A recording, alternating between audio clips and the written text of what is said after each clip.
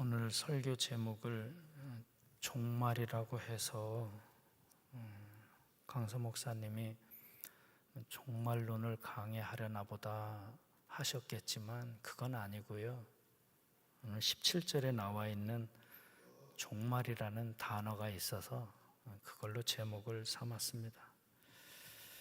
저는 오늘 시편 73편 말씀을 함께 나누려고 합니다.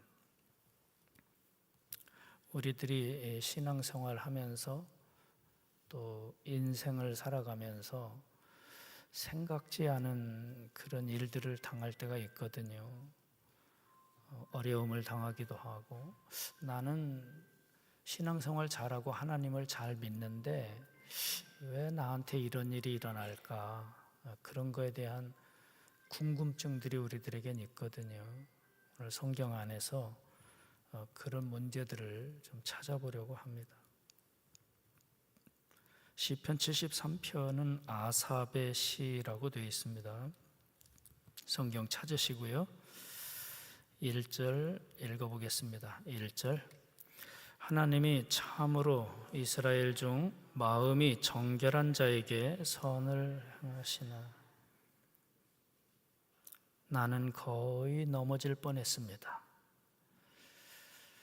하나님이 참으로 이스라엘 중 마음이 정결한 자에게 선을 행하시나.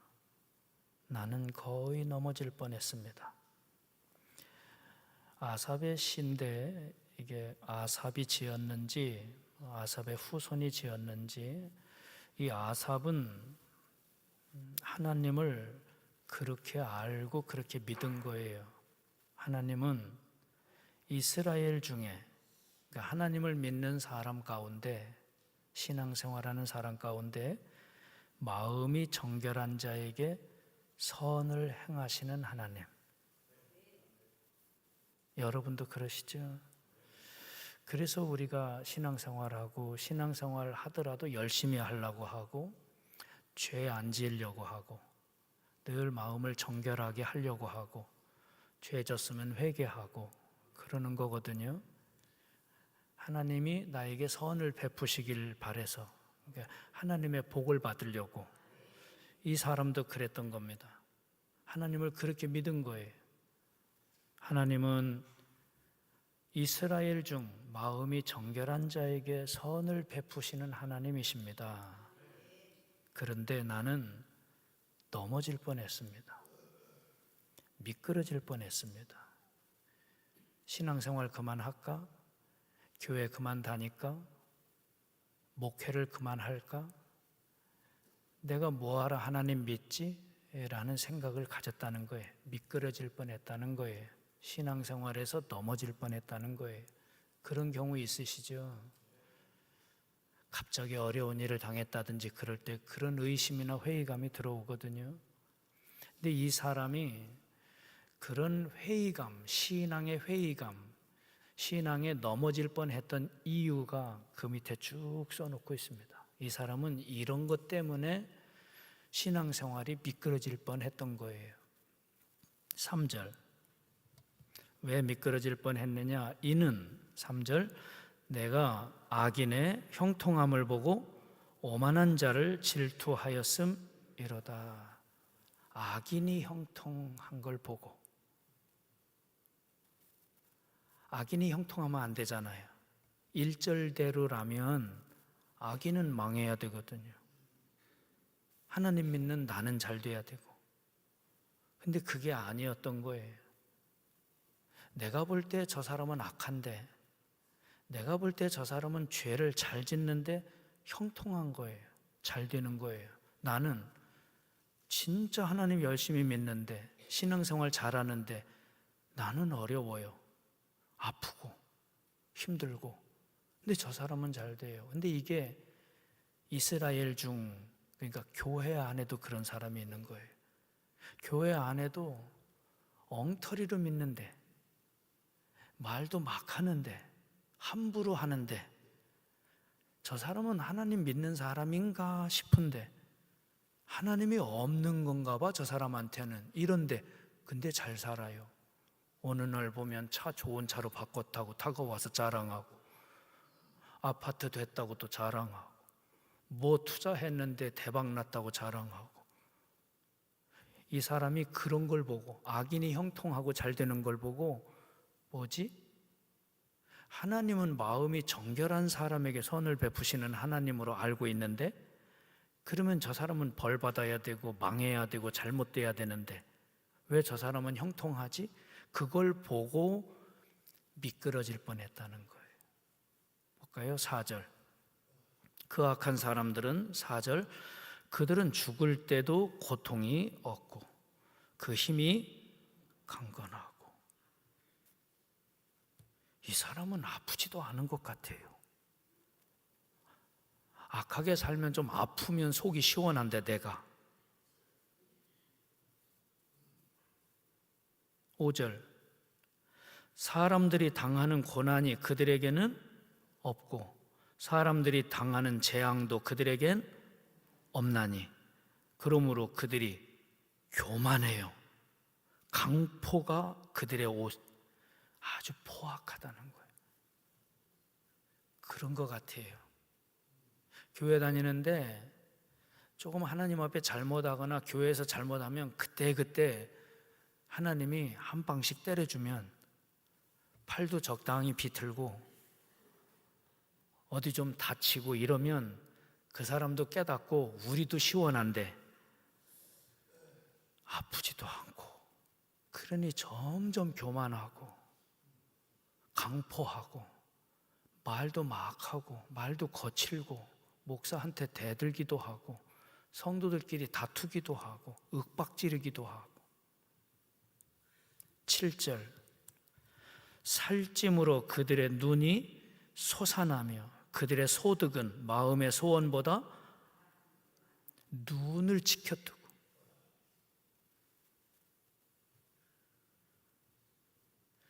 소득은 마음의 소원보다 더 많고 돈도 잘 버네. 8절. 그들은 뭐하며? 욕도 잘하며 또 악하게 말하며 또 높은 데서 거만하게 말하고 그들의 입은 어디에? 하늘에 두고 혀는 하늘도 땅도 없다는 거예요. 하나님 앞에서 막 한다는 거죠. 이런 걸 보니까 여러분은 어떠세요? 주변에 이런 일들이 있죠. 교회 안에도 간혹 이런 분도 있기도 하고. 그래서 10절 보니 그래서 그의 백성이, 하나님 백성입니다. 그래서 하나님 백성이 이리로 돌아와서 그들처럼 하는 것 하며 그런 말이에요. 이리로 돌아와서. 그래서 하나님 백성이 나도 저렇게 해야지 하고 돌아서서 잔에 가득한 물을 다 마시며 그들처럼 그렇게 한다는 거예요.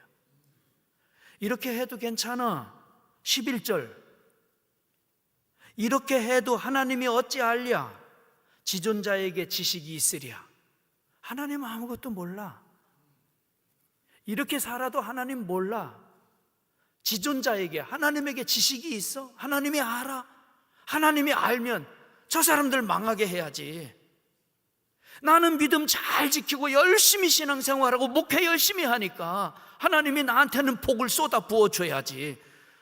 근데 저 사람들이 저렇게 잘못하는데도 잘 되니까 나도 저렇게 해야지. 돌아서서 그들처럼 같은 잔을 마시면서 하는 말이, 하나님 몰라, 하나님 없어, 하나님이 알면 저 사람들을 그냥 두겠어? 하는도다. 이런 유혹 받으신 적 있으세요? 12절. 볼지어다, 봐라, 이들은 악인들이라도 항상 평안하고 재물은 더욱 풀어나도다. 저 사람들은 근심 걱정도 없는 것 같아. 평안해. 돈도 잘 벌어. 13절. 내가 내 마음을 깨끗하게 하며 내 손을 씻어 무죄하다 한 것이 실로 헛되도다. 이런 마음이 들은 거예요. 그래서 미끄러질 뻔한 거예요. 내가 손 깨끗하게 하고 마음 정결하게 하고 내가 깨끗하게 살고 내가 하나님 잘 믿고 다 헛된 거야. 하나님이 살아계시고 정말 하나님이 하나님을 잘 믿는 사람에게 복을 주신다면 저 사람들은 벌써 망했어야 돼. 나는 평안하게 살아야 돼. 몸도 안 아프고 건강하게 살았어야 돼. 근데 그렇지 않잖아. 다 헛된 거야. 신앙생활 헛된 거야. 14절 15절 나는 종일 재난을 당하며 아침마다 징벌을 받았도다.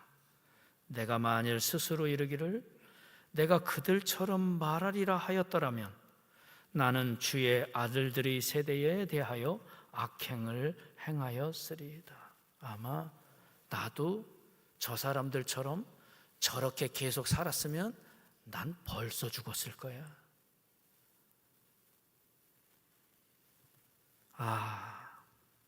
이 문제를 어떻게 해결해 볼까? 과연 하나님의 뜻은 뭘까?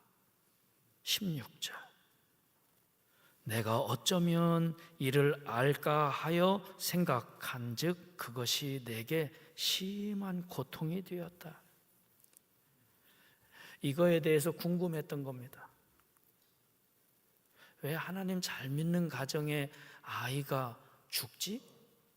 그래서 우리는 그런 얘기로 위로해요. 하나님 나라, 하나님 곁에 신실한 심부름꾼 시키려고 아들을 일찍 데려갔다고. 아들이 너무너무 착하고 선해서 그렇게 위로하기도 해요. 그런데 궁금하긴 해요. 하나님 잘 믿으면 우리뿐만 아니라 우리 자손도 안 아프고 건강하게 잘 살아야죠. 사고도 안 당해야 되고. 사고는 악한 사람들만 당해야 맞거든요. 근데 아니에요. 그렇지가 않아요. 이 시인이 그거에 대해서 아무리 생각해도 해답이 없는 거예요. 그래서 너무너무 힘겨웠다, 고통스러웠다, 힘겨웠다, 풀리지가 않아. 우리 목사님들도 그래요. 저도 그래요. 저도 갑자기 장례가 났다고 달려가 보면 너무너무 신실하고 착하고 하나님 잘 믿는 교우가 돌아가시기도 하고, 내가 이런 데 가서 무슨 설교를 해야 되지? 뭐라고 위로를 해야 되지? 교통사고 났다고 달려가 보면 참 좋은 권사님이 다쳐 있고, 교회에서 좀 속썩이는 권사님이나 장로님이 좀 적당히 다쳤으면 좋겠는데 다치지도 않아요. 아프지도 않아요. 더 건강한 것 같아요. 우리는 뭐 조금만 잘못하면 부끄럽고 그래서 하나님 앞에 면목 없어서 이러고 있는데 고개를 빳빳이 들고, 이 시인이 아삽이 이것 때문에 너무너무 고통스러운 거예요. 그러다가 깨달았다는 거예요. 그게 17절입니다. 17절 읽어볼까요? 내가 하나님의 성소에 들어갈 때에야 그들의 종말을 내가 깨달았나이다. 내가 하나님의 성소에 들어갈 때 그들, 그 악한 사람들의 종말을 깨달았나이다. 18절 주께서 참으로 그들을 미끄러운 곳에 두시며 파멸에 던지시니 그들이 어찌하여 그리 갑자기 황폐되었는가 놀랄 정도로 그들은 전멸하였나이다. 하나님 성소에 들어갈 때 깨달았다는 거예요. 내가 하나님 성소에 들어가 있는데 그 악한 사람들, 그들이 하나님 성소 입구에서 하나님 성소에 들어가려고 하는데 들어가지 못하고 계속 미끄러지고 있는 거예요. 그리고는 하나님이 번쩍 들어 파멸에 집어 던지신 거예요. 그때 깨달았다는 거예요. 그때 하나님 성소에 들어갈 때. 우리가 왜 하나님을 믿습니까? 이 땅에서 건강하게 오래오래 살려고요? 그것도 축복이죠. 그런데 우리는 누구를 막론하고 언젠간 다 이 세상 떠나요. 하나님 성소에 들어가는 것이 진짜 축복입니다. 우리는 하나님 성소에 들어가기 위해 날마다 마음을 정결하게 하고 신랑 되신 예수님 품에 안기기 위해 회개하고 정결하게 선하게 믿음으로 살아가는 겁니다. 죄 안 짓고 악하게 살면 이 세상에선 떵떵거리고 잘 살지 모르지만 그들은 하나님 성소 입구에서 미끄러지는 거예요. 하나님이 파멸에 집어 던지시며 나는 너를 모른다. 우리 집에 들어올 자격이 없어. 너는 내 이름으로 산 것 같지만 나하고 아무 상관없는 인생을 살았다. 너는 교회 다니고 신앙생활 했지만 너에게는 내가 없었어. 나는 너를 모른다. 하나님 성소에 들어갈 때 깨달았다는 거예요. 하나님의 성소엔 두 가지 의미가 있습니다. 하나는 하나님의 궁정, 하나님의 나라, 하나님의 품이에요. 또 하나는 예배예요. 이 하나님의 성소라는 의미 속에 예배라는 뜻이 담겨 있습니다. 예배 드릴 때 알았다는 거예요. 우리는 예배 드릴 때 압니다.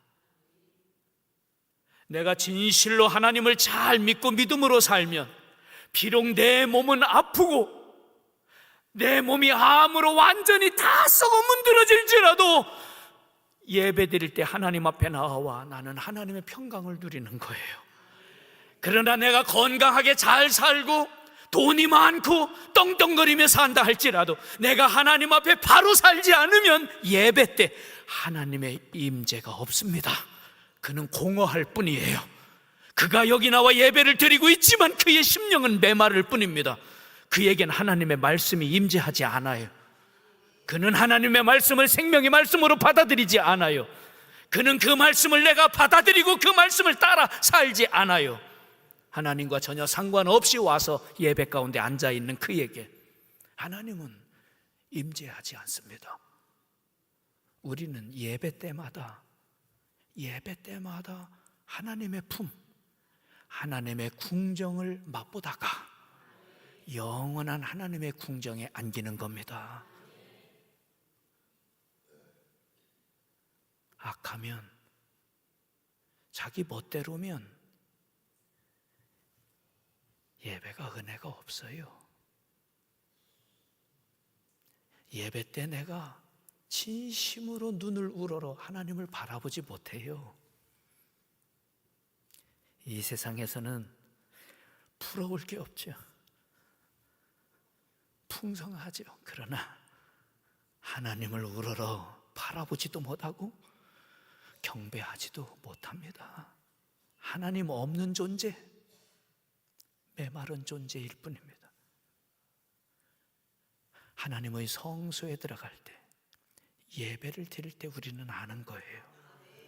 여러분 마음이 힘겹고 어렵고 아프고 여러분 가정의 여러 가지 어려움 때문에 지쳐 있을 때에도 하나님의 성소, 예배 가운데 와 하나님의 임재를 누리는 그 순간 놀랍게 우리 안에는 하늘의 희락이 가득 차요. 천국의 은총이 하나님이 안아주시는 걸 느끼고 그게 은혜인 걸 이 아삽은 깨달았다는 겁니다. 내가 미끄러질 뻔했구나. 내가 교회 그만 다닐 뻔했구나. 내가 하나님 저버릴 뻔했구나. 그걸 깨닫고 나서 20절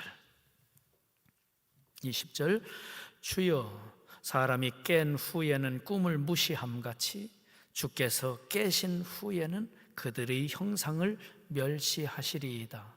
내 마음이 산란하며 내 양심이 찔렸나이다. 내가 이같이 우매무지함으로 주 앞에 짐승이오나. 하나님, 막 양심이 찔리는 거예요. 그런 생각을 했던 걸, 그런 마음을 가졌던 걸, 하나님 의심했던 걸, 신앙의 회의를 가졌던 걸. 하나님, 내가 우매무지해서 내가 짐승 같았어요. 내가 짐승 같았어요. 23절 보십시오. 내가 항상 주와 함께하니 주께서 내 오른손을 붙드셨나이다. 내가 신앙생활 해온 줄 알았는데, 내가 목회하며 여기까지 온 줄 알았는데, 내가 온 게 아니라 하나님이 내 손을 꼭 잡고 여기까지 인도해 오신 걸 깨달은 거예요. 하나님이 날 붙들어 주셨구나. 내가 미끄러질 뻔할 때 나를 붙들어 주셨구나.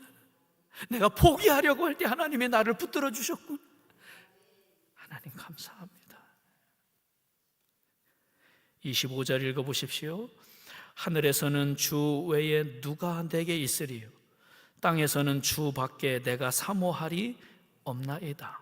내 육체와 마음은 쇠약하나 하나님은 내 마음의 반석이시요 영원한 분깃이시라.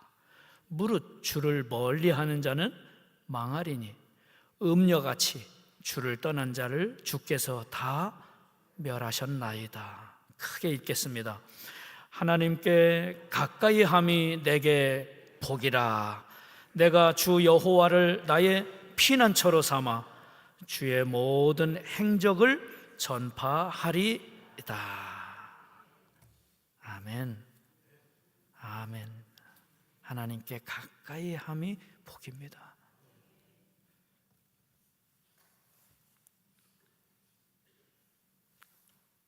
제가 초등학교 때 가르쳤던 제자가 있었어요. 초등학교, 중학교, 고등학교 그렇게 이제 교회에서 가르쳐서 잘 키웠죠. 그리고 대학을 갔고 ROTC에서 공수부대 장교도 하고 그렇게 신앙생활을 잘한 그런 제자이자 또 후배이기도 한. 그리고 이제 결혼하고 집사가 됐죠. 평택에서 살았는데 저하고는 이제 헤어져서 직장 생활해야 되니까 어느 날 다급하게 전화가 왔어요. 목사님, 엄마가 돌아가셨어요.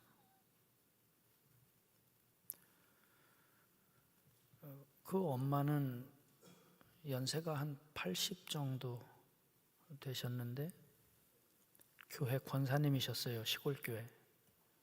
제가 자랐던 시골교회. 그 권사님은 예배를 한 번도 안 빠지셨어요. 새벽 예배도 매일 주일 저녁, 수요일, 금요일, 속회, 새벽 예배 거의 교회에서 사셨어요. 참 착하시고 그 아들이죠. 이 제자가 그 아들이 엄마가 돌아가셨대요. 그래서 저도 얼른 장례식장에 갔어요. 근데 장례식장 들어가서 저를 보자마자 이 집사가 막 울어요. 소리를 지르면서 울어요. 막 오열하는 거죠. 그러면서 그 장례식장 거기가 막 거의 떠나가도록 하나님 없다는 거예요. 하나님 없어요. 하나님이 계시면 우리 엄마가 이렇게 죽게 할 수 있냐? 너무 흥분해 있고 그리고 슬퍼하고 좀 원통한 그런 거 있잖아요. 간신히 이제 진정을 좀 시켜놓고 이렇게 앉아서 얘기 좀 해봐. 건강하던 엄마가 왜 갑자기 돌아가신 거야? 자기가 거의 매일 엄마한테 전화를 한대요. 엄마는 당진에 사셨고 자기는 평택에서 직장 생활했으니까 거의 매일 안부 전화를 했대요. 근데 전화를 안 받으시더래요. 그날은 저녁 때 전화했는데도 또 안 받으시더래요. 이웃집 아주머니들한테, 교인 권사님들한테 전화했더니 글쎄 잘 모르더래요. 그 다음 날도 또 전화했는데 안 받으시더래요. 너무 궁금하니까 아침 일찍 집으로, 당진으로 내려간 거예요. 그래서 이웃집, 집에 가니까 안 계시고, 이웃집 물어보니까 잘 모르겠다고. 근데 한 아주머니가 그러더래요. 엄마 새벽 기도 갔다 오고 새벽에 밭에 간 것 같았는데, 어제 새벽에. 근데 걔네 밭이 이렇게 시골이니까 산 넘어가서, 산등성이 넘어가서 저 너머편에 밭이 있었는데, 시골 할머니들이 밭에 다닐 때 이렇게 타고 다니는 게 있어요. 바퀴 4개 달린 거, 이렇게 타고 다니는 거. 그 권사님이 그거 타고 이렇게 일하러 밭에 가시다가 새벽 기도 끝나고 가다가 약간 비탈진 데서 이렇게 뒤집어져서 그 밑에 깔려서 돌아가신 걸 하루 지나고 발견한 거예요. 사람들이 안 다니니까 몰랐던 거예요. 그렇게 돌아가신 걸 얘가 가서 발견하고, 이제 장례식장 모시고 저한테 연락하고, 제가 가니까 그렇게 막 소리 지르고 흥분하고 그랬던 거예요. 하나님이 안 계시다는 거예요. 하나님이 계시면 우리 엄마를 이렇게 죽게 내버려 둘 수 있냐는 거예요. 우리 엄마가 평생 하나님밖에 몰랐다는 거예요. 교회를 한 번도 빠진 적이 없다는 거예요. 근데 어떻게 우리 엄마가 여기 밑에 깔려서 죽게 내버려 두는, 하나님 없다는 거예요. 하나님 믿을 필요도 없다는 거예요.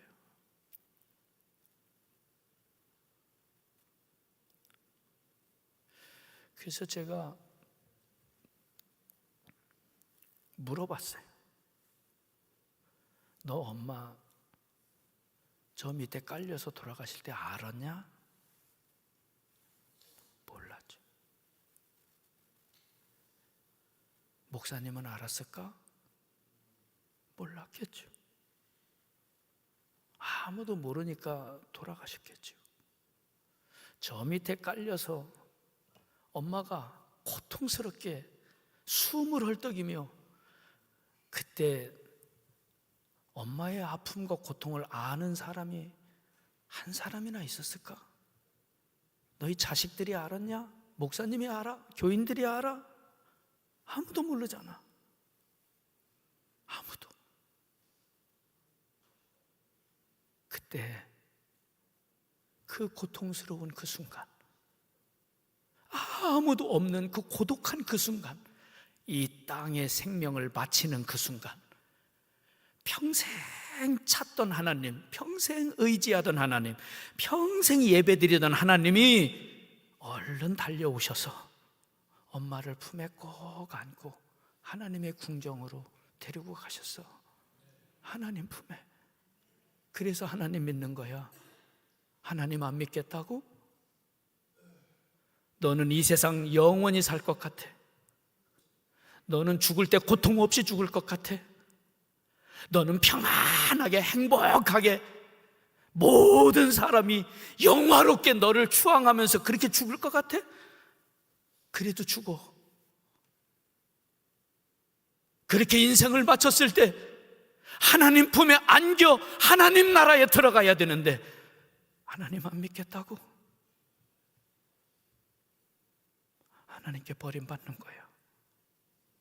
엄마는 그것 때문에 교회 다니신 거야. 엄마는 언젠가 다가올 죽음, 나도 모르게 다가오는 그 죽음, 이 땅의 생명의 마지막 그 순간, 그 순간이 나에게는 언젠가 다가올 거야 라는 생각을 하고 예배 때마다 하나님 앞에 가서 천국을 경험하고, 그러다가 실수로 생명이 끊어지는 그 순간 영원히 하나님 품에 안 계신 거야. 그렇게 하나님이 우리를 안아주시는 거야. 우린 그것 때문에 하나님 믿는 거다. 엄마는 실수로 이 땅에서 고통스럽게 인생을 마쳤지만 지금 영화로운 몸을 입고 하나님 품에, 하나님 궁정에서 영원한 생명을 누리고 계시다.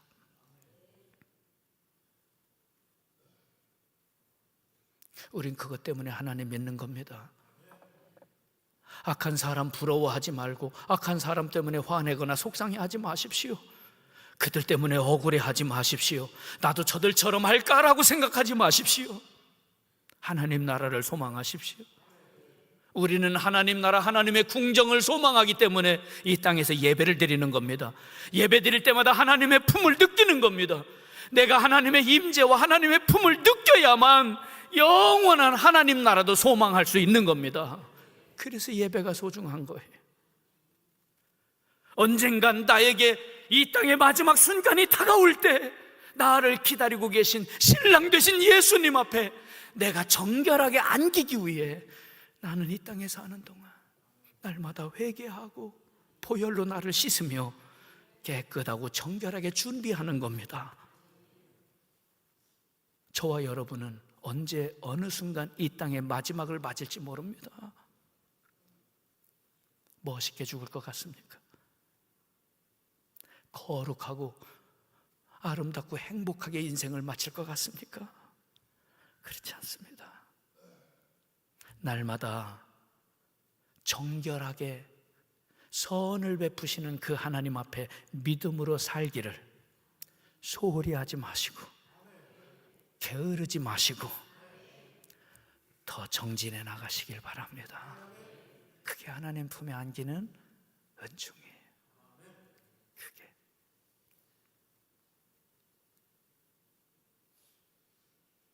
제가 시골에서 목회하는데 동네 할아버지가 전화 왔어요. 김현곤이라는 할아버지예요. 오래됐지만 제가 이름도 기억해요. 92세에 잡수신 할아버지, 동네 할아버지. 한 번도 교회 나온 적 없고 교회에서 경로잔치 할 때만 식사하러 다녀가셨던 동네 할아버지입니다. 저를 찾는데요, 병원에서 저를 우리 동네 목사님 좀 오게 하라고. 그래서 갔어요. 갔더니 이 할아버지가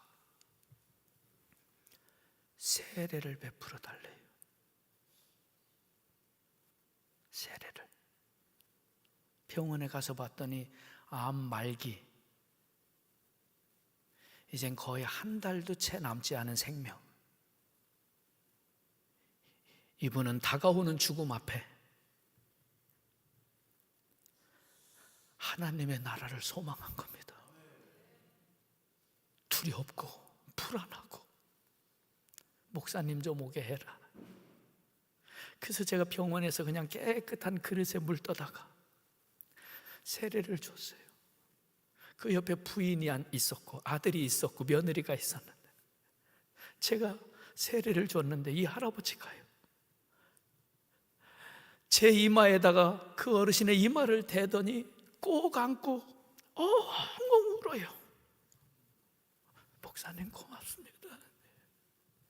조금 있으니까 눈물하고 콧물이 막 제 이마를 대고 이렇게 끌어안고 자기 이마를 대고, 할아버지가, 교회를 한 번도 나와보지 않은 할아버지가 한참을 울어요.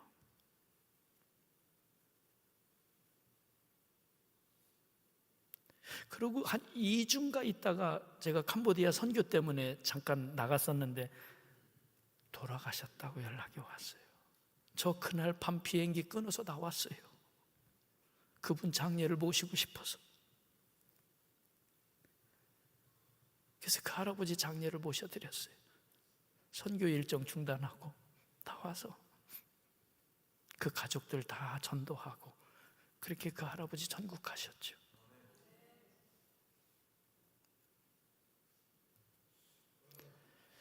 왜 하나님 믿으세요?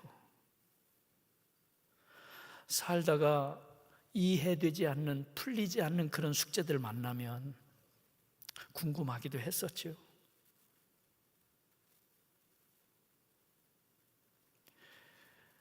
우리는 그런 세상에 살고 있습니다. 그래서 하나님 믿는 거예요. 그래서 하나님 품에 안기고 싶어서, 그래서 예배 드리는 거예요. 하나님의 궁정을 사모하려고. 예배가 복되길 바래요. 예배가. 그리고 하나님 궁정에 모두 안기는 여러분 되길 바랍니다.